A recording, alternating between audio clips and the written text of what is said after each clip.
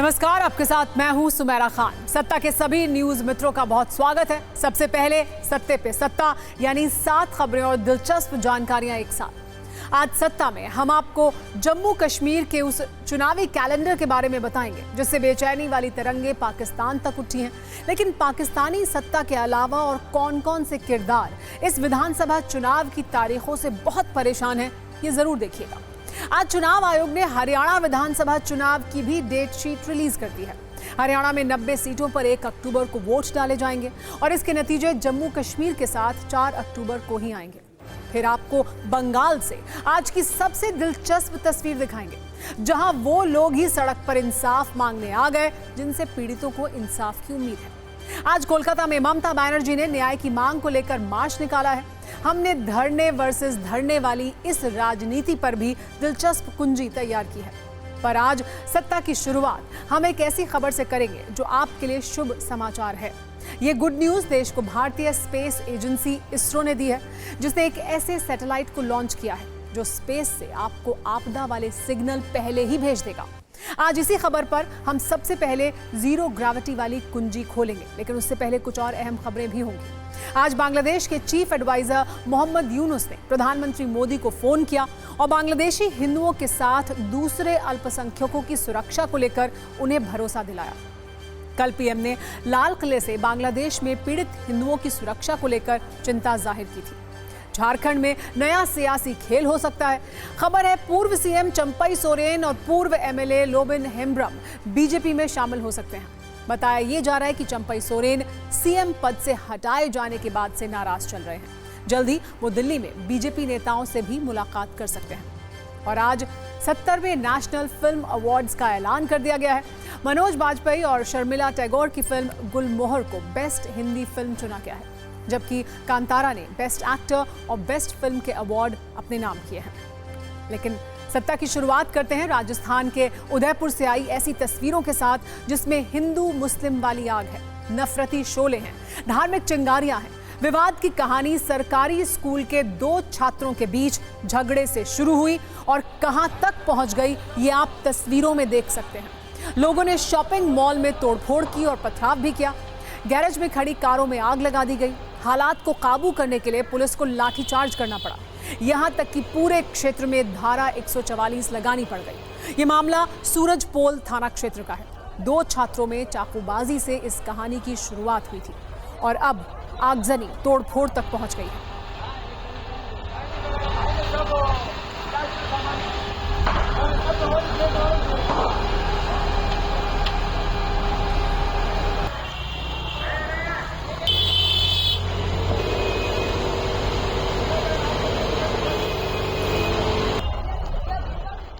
आप तस्वीरें देख सकते हैं, देखिए किस तरह से आगजनी हो रही है।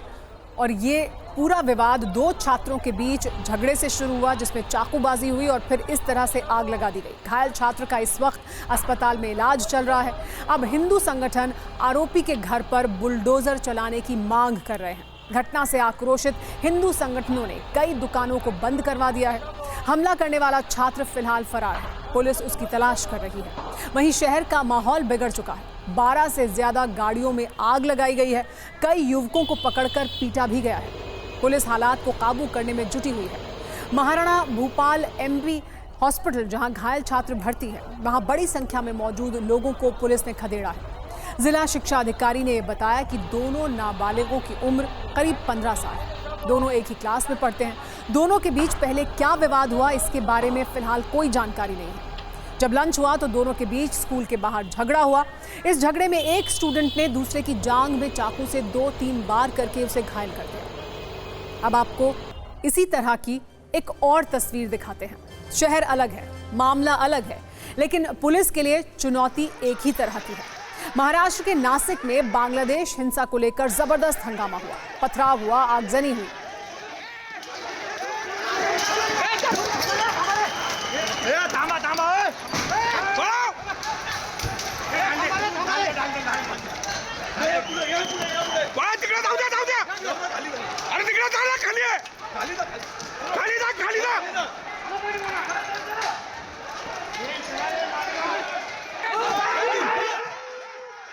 दरअसल ओल्ड नासिक में बांग्लादेशी हिंदुओं पर अत्याचार के खिलाफ रैली निकाल गई थी। अत्याचार को लेकर हिंदू संगठन ने रैली निकाली थी। हिंदुओं की रैली मुस्लिम बाहुल इलाके में पहुंची तो बवाल शुरू हो गया, पत्थरबाजी शुरू हो गई। भद्रकाली इलाके के कुछ जगहों पर 2 गुटों में पथराव हुआ। पथराव में कुछ वाहन भी क्षतिग्रस्त हो गए। पुलिस को लाठीचार्ज भी करना पड़ा। बांग्लादेश में हिंदुओं पर हो रहे अत्याचार के विरोध में सकल हिंदू समाज ने नासिक बंद का ऐलान किया था, जिसके बाद मामला पथराव और तोड़फोड़ तक पहुंच गया।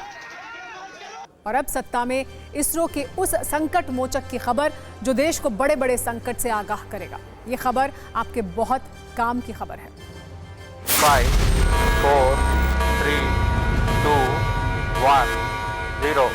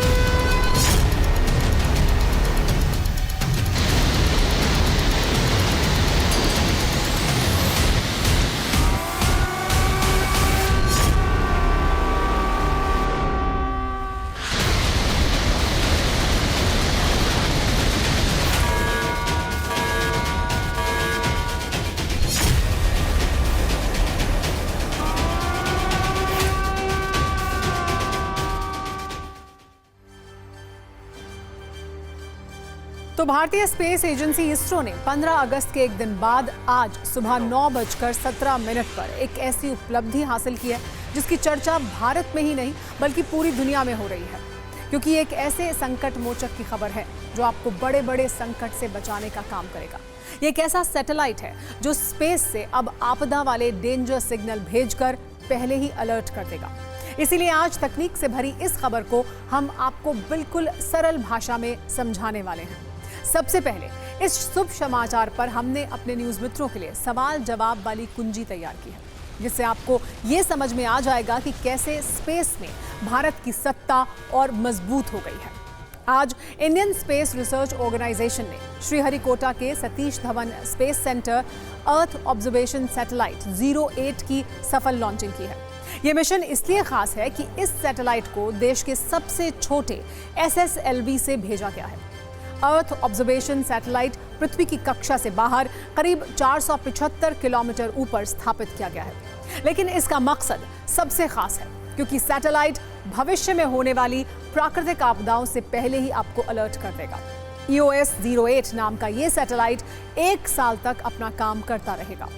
इस उपलब्धि के लिए प्रधानमंत्री मोदी ने इसरो और उसके वैज्ञानिकों को बधाई दी है, और बधाई बननी भी चाहिए, क्योंकि ये सैटेलाइट कैसे लोगों को वायनाड या केदारनाथ जैसे संकट से बचा सकता है, अब हम आपको ये भी समझाने वाले हैं। दरअसल जिस अर्थ ऑब्जर्वेशन सैटेलाइट 08 को अंतरिक्ष में भेजा गया है, उसमें 3 पेलोड हैं, जिसे आप ऐसी त्रिशक्ति कह सकते हैं जो इसरो के मकसद को पूरा करने में सबसे अहम भूमिका निभाने वाले हैं। पहले पेलोड का नाम है EOIR यानी इलेक्ट्रो ऑप्टिकल इंफ्रारेड, जो तस्वीरें खींचने के लिए डिजाइन किया गया है, और दिन हो या रात ये अपना काम लगातार करता रहेगा, जिसकी तस्वीरों से कुछ विशेष आपदाओं की जानकारी मिलेगी, जैसे जंगल की आग या फिर ज्वालामुखी विस्फोट। दूसरे पेलोड का नाम है GNSSR यानी ग्लोबल नेविगेशन सैटेलाइट सिस्टम रिफ्लेक्टोमेट्री। ये समुद्र की सतह पर हवा का विश्लेषण करेगा, मिट्टी की नमी का आकलन करके जानकारी भेजेगा। इसके अलावा इसमें बाढ़ का पता लगाने के लिए रिमोट सेंसिंग क्षमता है, यानी ये पेलोड वायनाड जैसी आपदाओं से पहले ही अलर्ट कर देगा। इसमें तीसरे पेलोड का नाम है डोजीमीटर, जिससे अल्ट्रा वायलेट रेडिएशन की जांच की जाएगी, और इससे गगनयान मिशन में बहुत मदद मिलेगी। ऐसे में सोचिए 29 और 30 जुलाई की आधी रात को जिस तरह से केरल के वायनाड में आपदा आई, भूस्खलन की वजह से एक नहीं बल्कि 3 गांव तबाह हो गए, 400 से ज्यादा लोगों की मौत हो गई, सैकड़ों लोग आज भी लापता हैं। अगर ऐसी आपदाओं का अलर्ट एजेंसियों को पहले से मिल जाएगा तो कितने लोगों की जिंदगी बचाई जा सकेगी। इसीलिए इसरो के वैज्ञानिकों ने जो किया है वो वाकई में तारीफ के हकदार है। हम आपको इस पर एक रील भी दिखाते हैं, फिर आपको इसरो के छोटे उस्ताद से भी मिलवाएंगे। -30 second. 5 4 3 2 1 0।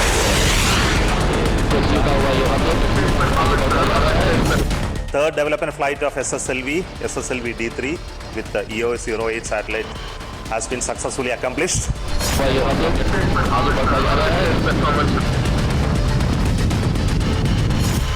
EOS-08 is a very unique spacecraft where we have many new technologies including flexible solar panels, integrated avionics, embedded multifunctional structural panels.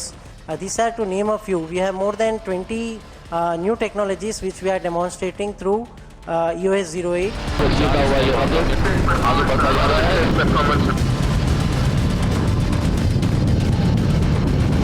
And we have three very new payloads. One is the infrared payload UIR from SAC, which will give us the imaging capability in day and night and also help us in disaster management, etc.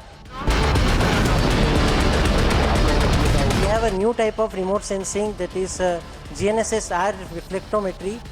This again uses the GNSS signals to bring out the remote sensing data products in areas like soil moisture and ocean wind monitoring, etc. और सत्ता में अब बात करते हैं उस चुनावी calendar की जिसकी तारीख देखकर आज पाकिस्तान तिलमिला जाएगा, जिसकी तारीख देखकर आज आतंकी घबरा जाएंगे। ये पाकिस्तान और पाकिस्तान परस्त आतंकियों के लिए किसी बुरे सपने जैसा है। ये सिर्फ चुनावी कैलेंडर नहीं बल्कि आतंकियों के हौसले को तोड़ने वाली तारीख है। और कड़े शब्दों में कहें तो आने वाला सितंबर और अक्टूबर कश्मीर के दुश्मनों के लिए जनादेश वाला ऐसा संदेश देने वाला है जिससे उन्हें डिप्रेशन हो जाएगा। आज जम्मू कश्मीर और हरियाणा के विधानसभा चुनावों की तारीखों का ऐलान किया गया। दोपहर 3 बजे चुनाव आयोग ने प्रेस कॉन्फ्रेंस कर इसकी जानकारी दी। जम्मू कश्मीर में 10 साल के बाद विधानसभा के चुनाव हो रहे हैं। 3 चरणों में चुनाव कराए जाएंगे। पहले चरण का चुनाव 18 सितंबर, दूसरे चरण का 25 सितंबर और तीसरे चरण का 1 अक्टूबर को चुनाव होगा। हरियाणा में सभी 90 सीटों पर एक ही फेज में 1 अक्टूबर को चुनाव होंगे। 4 अक्टूबर को दोनों राज्यों में नतीजे सामने आएंगे। आपको बता दें कि इस बार का जम्मू कश्मीर का चुनाव बेहद खास और अलग होने वाला है। जम्मू कश्मीर में साल 2014 के बाद अब तक विधानसभा चुनाव नहीं हुए, मतलब 10 साल बाद ये चुनाव होगा। साल 2019 में आर्टिकल 370 हटने के बाद से यहाँ राष्ट्रपति शासन था। केंद्र शासित प्रदेश बनने के बाद से यहाँ एलजी प्रशासक हैं। मतलब आर्टिकल 370 को हटाने के बाद पहली बार विधानसभा के चुनाव हो रहे हैं। विधानसभा चुनाव को लेकर चुनाव आयोग की टीम 8-9 अगस्त को जम्मू कश्मीर और 12-13 अगस्त को हरियाणा गई थी, जिसके बाद आज तारीखों का ऐलान किया गया। Chief election commissioner Rajiv Kumar ने प्रेस कॉन्फ्रेंस की शुरुआत करते हुए कहा कि 3 gentleman are back.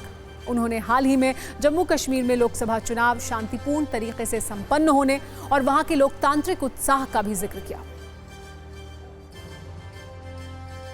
Elections in J&K will be held in 3 phases. Date of poll will be 18th of September and it's a Wednesday. Poll being on 25th of September. And phase 3, nomination on 5th of September and every voting finishing on 1st of October. Counting would be on 4th of October. और मुख्य निर्वाचन आयुक्त राजीव कुमार का हमेशा की तरह शायराना अंदाज भी देखने को मिला। उन्होंने जम्मू कश्मीर के हालात, जम्मू कश्मीर के लिए इंतजाम, वोटर्स, चुनौतियां, इन सभी बातों का जिक्र करते हुए कुछ शेर भी सुनाए। लंबी कतारों में छुपी है बदलते सूरत हाल, यानी जमहूरियत की कहानी। रोशन उम्मीदें अब खुद करेंगी गोया अपनी तकदीर बयानी। जमहूरियत के जश्न में आपकी शिरकत, जमहूरियत के जश्न में आपकी शिरकत, दुनिया देखेगी नापाक इरादों के शिकस्त की कहानी। लेकिन आइए आपको बताते हैं कि जम्मू कश्मीर का चुनाव कितना विशेष है। आर्टिकल 370 के हटने के बाद जम्मू कश्मीर अब पूर्ण राज्य नहीं है, मतलब विशेष राज्य का दर्जा खत्म हो चुका है। लद्दाख अब अलग से केंद्र शासित प्रदेश बन चुका है। परिसीमन के बाद जम्मू कश्मीर में सीटें बढ़ चुकी हैं। अब 6 साल की जगह 5 साल की सरकार होगी। आपको सत्ता की तुलनात्मक कुंजी के जरिए आइए बताते हैं कि कैसे जम्मू कश्मीर में परिसीमन के बाद सीटों वाला समीकरण बदल गया है। परिसीमन से पहले जम्मू कश्मीर में कुल 87 सीटें थीं, जो अब बढ़कर 90 हो चुकी हैं। जम्मू में 37 सीटें थीं, जो अब परिसीमन के बाद बढ़कर 43 हो गई हैं, मतलब 6 सीटों की यहाँ वृद्धि हुई है। इससे किसका वोट गणित बनेगा और किसका बिगड़ेगा, आगे इस पर भी चर्चा करेंगे। कश्मीर की बात करें तो कश्मीर में परिसीमन से पहले 46 सीटें थी, जो अब एक बढ़कर 47 हो गई हैं। परिसीमन से पहले लद्दाख की 4 सीटें भी थी, लेकिन अब लद्दाख अलग से केंद्र शासित प्रदेश बन चुका है। आपके मन में एक प्रश्न ये भी आएगा कि आखिर परिसीमन के बाद वोटर्स पर कितना फर्क पड़ेगा, वोटों का नया हिसाब क्या होगा। इसे भी कुछ आंकड़ों के जरिए आइए समझते हैं। परिसीमन से पहले जम्मू क्षेत्र के 43.8% लोग 44.5% सीटों पर वोट डालते थे। अब जम्मू की 44% आबादी 48% सीटों पर वोटिंग करेगी। मतलब ये कि जम्मू में वोटर्स बढ़ गए हैं, सीटें भी बढ़ गई हैं। यहाँ नोट करने वाली बात यह है कि रिपोर्ट के अनुसार जम्मू की 6 नई सीटों में से 4 हिंदू बाहुल सीटें हैं। इसी तरह कश्मीर की बात करें तो 56% लोग 55.5% सीटों पर वोटिंग करते हैं। परिसीमन के बाद कश्मीर के 56% लोग 52% सीटों पर वोटिंग डालेंगे। वोट यानी सीट सिर्फ एक बढ़ी है, 46 से 47 हो गई है। आपको बता दें कि कश्मीर घाटी में मुस्लिम आबादी 97% से भी ज्यादा है। जम्मू कश्मीर आतंकवाद को ऑल आउट करने की प्रक्रिया में है। विकास की नई योजनाएं वहां प्रगति पर हैं। अपना घर, जमीन, जायदाद छोड़ चुके कश्मीरी पंडित फिर से वहां जा रहे हैं। और सबसे बड़ा बदलाव, कश्मीर की जनता अपने मन की सत्ता चुन रही है। कश्मीर की जनता चुनावी प्रक्रिया में बढ़ चढ़कर हिस्सा ले रही है। हाल ही में लोकसभा चुनावों में हमने देखा भी कि जनता कैसे बड़े बदलाव ला रही है। जम्मू कश्मीर के 2 पूर्व मुख्यमंत्री अपनी ही सीट पर हार गए। तो सवाल यह है कि क्या विधानसभा चुनावों में भी इस तरह के उलटफेर देखने को मिलेंगे। आज चुनावी तारीखों के ऐलान के बाद सियासी प्रतिक्रिया भी जमकर देखने को मिल रही है। सुनिए क्या हुआ।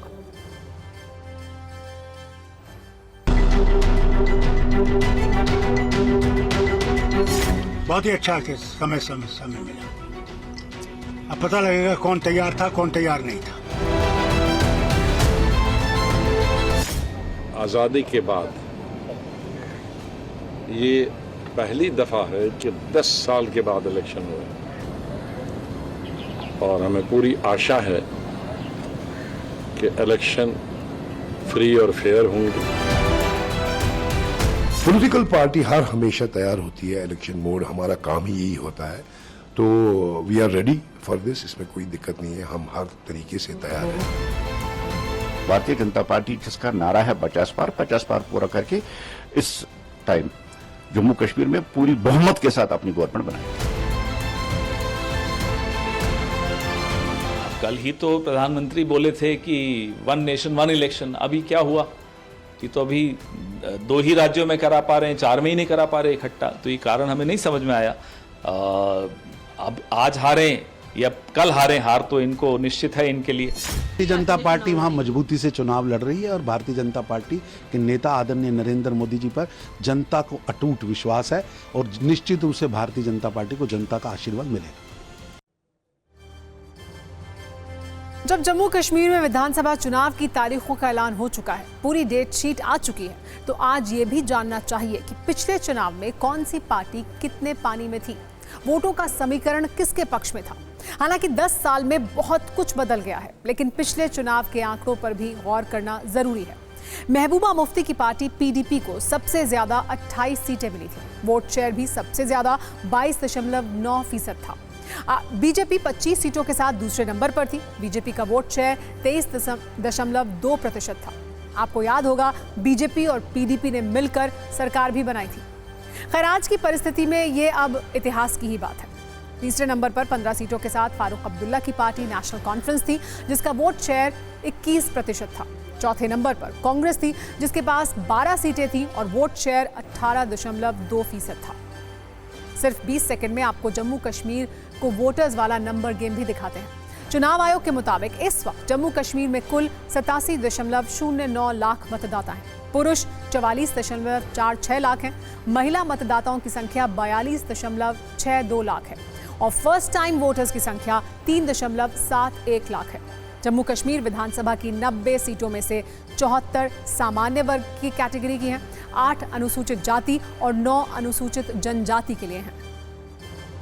आज चुनाव की इन तारीखों को जम्मू कश्मीर में सिर्फ राजनीतिक पार्टियों और लोगों ने नहीं नोट किया है, बल्कि इस चुनावी कैलेंडर को आतंकियों ने भी अपने आतंक की डिक्शनरी में सेव कर लिया होगा, क्योंकि पिछले कुछ दिनों में पाकिस्तानी दहशतगर्दों में से इसी विधानसभा चुनाव को लेकर बेचैनी का मीटर फुल स्पीड पर दौड़ रहा है और इसके सबूत यहां तेजी से बढ़े आतंकी हमले हैं, खासकर जम्मू में। लेकिन अब आतंकियों की साजिश पर जम्मू कश्मीर से एक और चौंकाने वाली खबर सामने आई है।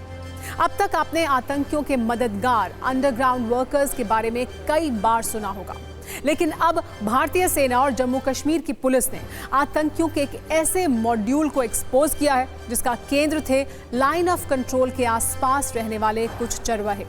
और आज सत्ता में हम आपको आतंकियों के इसी चरवाहा मॉड्यूल के बारे में बताने जा रहे हैं, जिसके सदस्य वो लोग थे जो घुसपैठ के बाद आतंकियों के लिए ऑक्सीजन का काम करते थे, उन्हें सुविधाएं देते थे, उनके मैसेंजर बनते थे।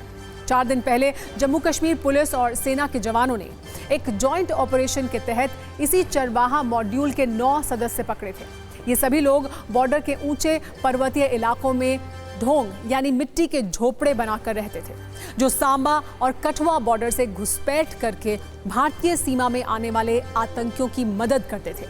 ये लोग ढोंक में रुकने और खाने के साथ आतंकियों को जम्मू के घने जंगलों में छिपने की ट्रेनिंग भी देते थे और इन्हीं के बताए रास्ते को फॉलो करते हुए ये आतंकी जम्मू कश्मीर के दूसरे इलाकों में दाखिल होते थे। अब हम न्यूज मित्रों को आतंकियों के मिट्टी वाले उन सुरक्षित अड्डों के बारे में बताते हैं जिन्हें चरवाहा मॉड्यूल के ये लोग बॉर्डर पर तैयार करते थे और उन्हीं में आतंकियों के लिए पूरा इंतजाम किया जाता था, उनकी खातिरदारी की जाती थी। जिन ढोंक से चरवाहा मॉड्यूल के इन सदस्यों को गिरफ्तार किया गया है, दरअसल वो बॉर्डर पर मिट्टी के झोपड़े होते हैं।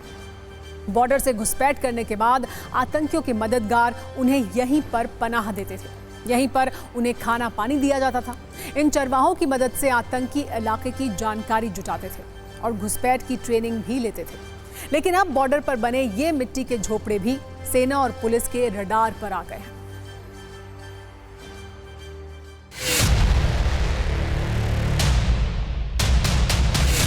जम्मू संभाग में तकरीबन 55 आतंकी सक्रिय हैं। उनके खात्मे के लिए जम्मू कश्मीर पुलिस लगातार सर्च ऑपरेशन चला रही है। डोडा से लेकर कश्तवाड़, कठुआ से लेकर रजौरी, रजौरी से लेकर पुंछ में लगातार सुरक्षा बलों का महा ऑपरेशन आतंक के खिलाफ चल रहा है।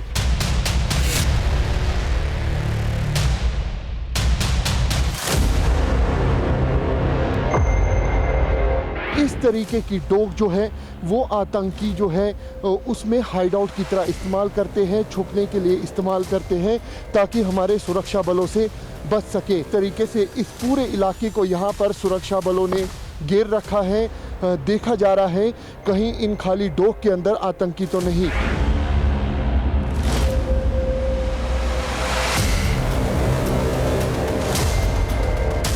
बड़े आतंकी मॉड्यूल को बस्ट किया गया। इस मॉड्यूल के तहत तकरीबन 9 OGWs को गिरफ्तार भी किया गया। वहीं उनसे पूछताछ में पता चला है कि उन OGWs ने आतंकियों को लॉजिस्टिक सपोर्ट, फूड, शेल्टर भी प्रोवाइड किया।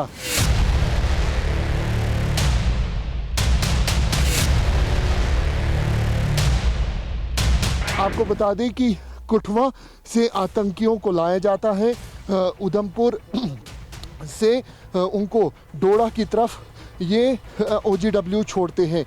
मेन पॉइंट बनता है कैलाश माउंटेन, जहां से आतंकी जो है वो अलग अलग ज़िलों में भाग जाते हैं।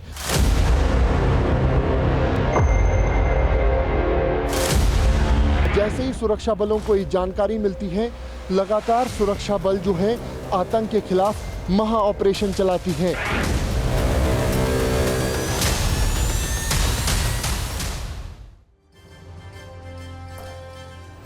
आज हम सत्ता में आपको ये भी समझाते हैं कि कैसे बॉर्डर पर रहने वाले चरवाहों की भूमिका यहाँ बहुत अहम होती है।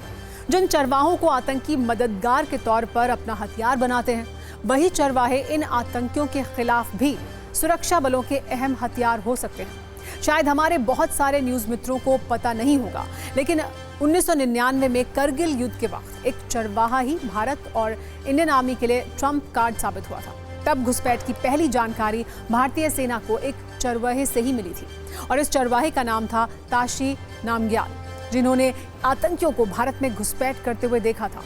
उस वक्त ताशी नामग्याल अपने लापता याक को तलाशते हुए बटालिक सेक्टर में पहुंच गए थे, जहां से पाकिस्तान के आतंकी भारत में दाखिल हो रहे थे। ताशी ने करगिल की पहाड़ियों पर सबसे पहले इन आतंकियों को देखा और फिर उन्होंने आतंकियों की घुसपैठ की जानकारी भारतीय सेना को दी और इसी के बाद भारत ने ऑपरेशन विजय शुरू किया। करगिल में पाकिस्तान को हराकर एक ऐसा दर्द दिया जो अब बहुत गहरा हो चुका है। सत्ता में अब बात करते हैं कोलकाता के अस्पताल में डॉक्टर की हत्या के मामले की, जिसमें विरोध और कार्रवाई के साथ साथ राजनीतिक चिंगारियां भी भड़क रही हैं। एक तरफ देश भर के डॉक्टर्स आक्रोशित हैं, आंदोलित हैं, वहीं दूसरी ओर सीबीआई फुल एक्शन में है। बंगाल की सरकार और पुलिस सवालों के घेरे में है। कोलकाता में मचे सियासी गदर पर हमने सत्ता की 5 कुंजी तैयार की है। पहली कुंजी एक्शन वाली है, दूसरी कुंजी में सीबीआई की जांच वाले अपडेट आपको देंगे, तीसरी कुंजी में राजनीतिक कलेश को भी दिखाएंगे, चौथी कुंजी डॉक्टर्स के आक्रोश वाली है और अदालत वाली कुंजी भी आपको दिखाएंगे, जिसमें हाईकोर्ट ने सरकार और पुलिस को कड़ी फटकार लगाई है। अब आपको हर कुंजी की विस्तृत जानकारी देते हैं, जिसमें आज के अपडेट हैं। एक्शन की बात करें तो सीबीआई रेप के आरोपी संजय रॉय का मेडिकल टेस्ट कराएगी। अस्पताल में गुंडागर्दी मामले में अब तक 24 लोग गिरफ्तार हो चुके हैं। आरजीकर अस्पताल के 4 ट्रेनी डॉक्टर्स से पूछताछ भी होगी। ये वो ट्रेनी डॉक्टर्स हैं जिनको लेकर ये कहा जा रहा है कि ये नाइट शिफ्ट में अस्पताल में मौजूद थे। जांच की बात करें तो क्राइम सीन पर सीबीआई की 3D लेजर स्कैनर से पड़ताल की जा रही है। इससे पता चलेगा कि क्राइम सीन पर कितने लोग मौजूद थे। राजनीति भी जमकर हो रही है। बीजेपी ने आज सुबह प्रदर्शन किया, थोड़ी देर बाद उसके ममता बनर्जी ने पैदल मार्च निकाला। मतलब जिनसे इंसाफ की उम्मीद है वही इंसाफ की मांग को लेकर सड़कों पर उतर चुकी हैं। इसके वीडियो सबूत और कहानी भी आपको बताएंगे। उधर डॉक्टर्स का आक्रोश रुकने का नाम नहीं ले रहा है। इंसाफ के लिए देश के कई शहरों में डॉक्टर्स का प्रदर्शन लगातार जारी है। आईएमए ने 17 अगस्त यानी कल पूरे देश में हड़ताल का ऐलान किया है। अदालत भी इस मामले में किसी को बख्शने के मूड में नहीं है। आज आधी रात को अस्पताल पर आक्रमण करने के मामले में कोलकाता हाईकोर्ट ने ममता बनर्जी की पुलिस की क्लास किस तरह लगाई, ये भी आपको बताएंगे। कोलकाता रेप, हत्या, गुंडागर्दी केस पर राजनीति की तस्वीर आपको दिखाते हैं। इन तस्वीरों में कई चुभने वाले सवाल हैं। कोलकाता में जो हुआ उसके पीछे पुलिस प्रशासन की नाकामी है, इसमें पूरे सिस्टम की लापरवाही है। ऐसे में सवालों के जवाब बंगाल की सत्ता को देने हैं, वहां की व्यवस्था को देने हैं। लेकिन बंगाल की मुख्यमंत्री इंसाफ मांगते हुए खुद ही सड़क पर उतर आई। आज ममता बनर्जी ने पदयात्रा करके इंसाफ की मांग की।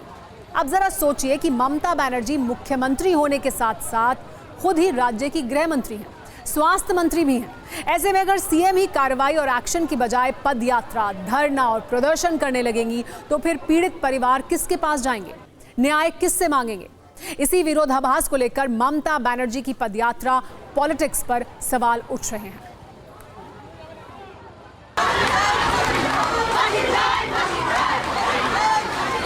आरजीकर की घटना में मुख्यमंत्री ममता बनर्जी रास्ते पे उतरे हैं। जो व्यक्ति ये पूरा काम किया था उसका कैपिटल पनिशमेंट मांगते हुए ममता बनर्जी सड़कों पे उतरे हैं। मोगलाली जुबो केंद्र से शुरू करके डोडीना क्रॉसिंग तक 1.7 किलोमीटर का ये रास्ता ममता बनर्जी चल रही है। तृणमूल कांग्रेस आज रास्ते में रह के ये दिखाना चाहते हैं कि कैपिटल पनिशमेंट ये आरोपी का मांगा जा रहा है, जो कि यहाँ पे पूरा घटना को अंजाम दिया था। हमें जानी সিপিএম আর বিজেপি ভাঙচুরটা করেছে আরজি করে গিয়ে নাটক করেও যখন শেষ হয়নি, আমি সাধারণ মানুষের প্রতিবাদকে স্যালুট জানাই। সাধারণ মা বোনদের সেখানে আমার কিছু বলার নেই, নিশ্চয়ই তারা তাদের ঠিক কাজ করেছেন বলে আমার মনে হয়।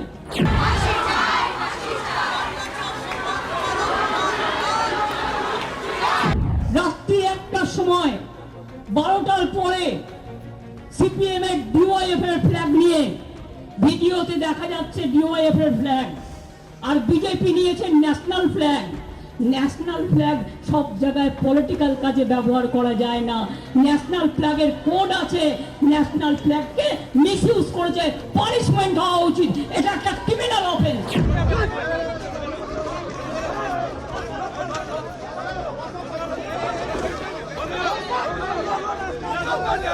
क्या मांग रहे हैं? न्याय मांगने पे ऐसा कर रहे हैं।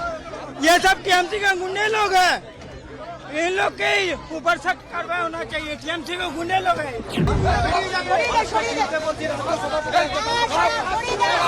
ममता बनर्जी हम लोग को साइलेंस करने का कोशिश कर रहे हैं। ममता बनर्जी साइलेंस करने का कोशिश कर रहे हैं। Clear picture.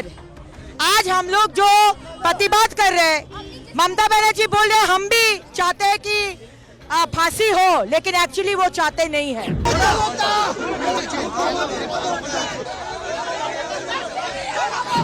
राम को आप गाली दे रही हैं। राम तो शांति के प्रतीक, लेकिन वही राम जब अन्याय होता है तो रावण रूपी अन्यायी, तारका रूपी अन्यायी को भी मिटाने का काम राम ने किया है, और अब पाप का घड़ा भर चुका है।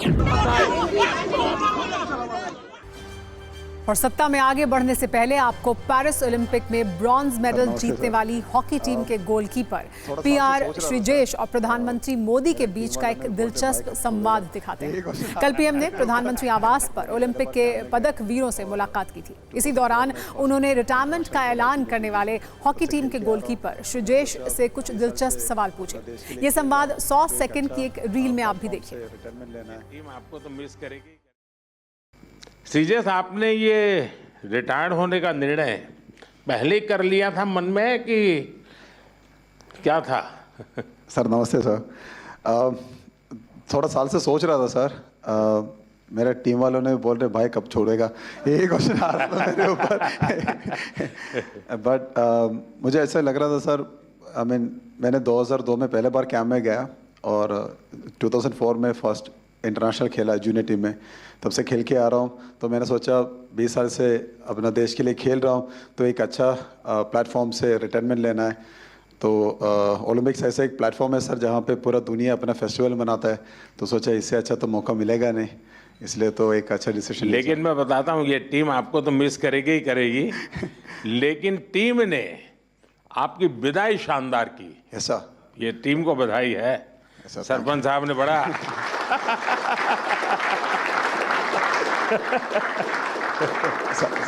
सच में सर ऐसे एक हम सपना ही देख सकता है सर, क्योंकि हमारे लिए थोड़ा हार्ड था जब हम लोग सेमीफाइनल हार गए थे, क्योंकि ये टीम इस बार जब पेरिस के लिए गया था हमारा उम्मीद इतना था कि हम लोग फाइनल खेलेगा या गोल्ड के लिए हम लोग लायक है। बट जब सेमीफाइनल हार गया एकदम से थोड़ा दर्द लगा सबको। बट आखिर जब लास्ट मैच के लिए हम लोग उतरा था तब सब लोगों ने ये बोला कि यार ये मैच श्रीबाई के लिए जीतना है। तो मेरे लिए तो सबसे गर्व की बात यही है सर, क्योंकि इतना साल का जो मेहनत अपना देश के लिए किया है, ये भाई लोगों ने मेरे लिए साथ दिया, मेरे साथ दिया, और हम लोगों ने मैंने स्पेशली वो पोडियम से अपना टीम को थैंक यू बोला और गुड बाय बोला सर।